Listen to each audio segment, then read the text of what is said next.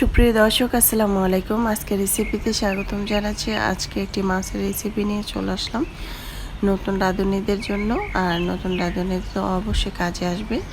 প্রথমে আমি মাছটাকে ভালোভাবে কেটে নিচ্ছি, দেখতে পাচ্ছেন, ধুয়ে পরিষ্কার করে।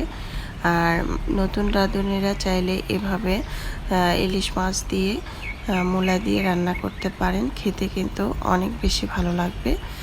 এই তো ভালোভাবে ধুয়ে পরিষ্কার করে হলুদ লবণ মেখে নিচ্ছি মাছের মধ্যে। তারপর মাছটাকে আমি হালকা করে ভেজে নেব। চুলায় একটি প্যান বসিয়ে এখানে 3 থেকে 4 টেবিল চামচ তেল দিয়ে তেলটা গরম করে মাছগুলো দিয়ে দিলাম।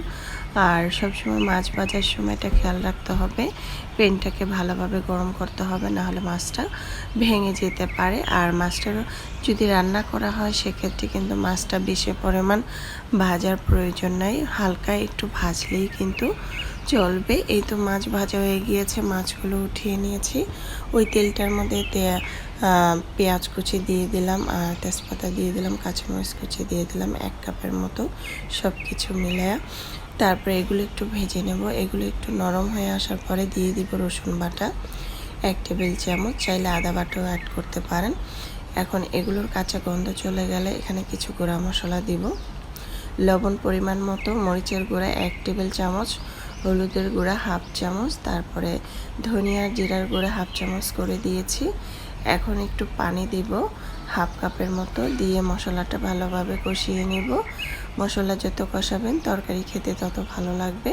মূলাটা আগে থেকে একটু ভাপ দিয়ে পানিটা ফেলে দিয়েছি। অবশ্যই মূলা রান্না করার আগে একটু ভাপ দেওয়ার চেষ্টা করবেন। একটি আলু দিয়েছি সাথে। এখন এগুলো ভালোভাবে কষিয়ে নেব। এই তো যখন একটু প্যানের সাথে লেগে যাবে তখন দিয়ে দিব পানি। আমি এখানে 3 কাপ পানি দিয়ে দিব, যেহেতু তরকারির মধ্যে ঝোল রাখবো সেক্ষেত্রে পানির পরিমাণটা একটু বেশি দিতে হবে।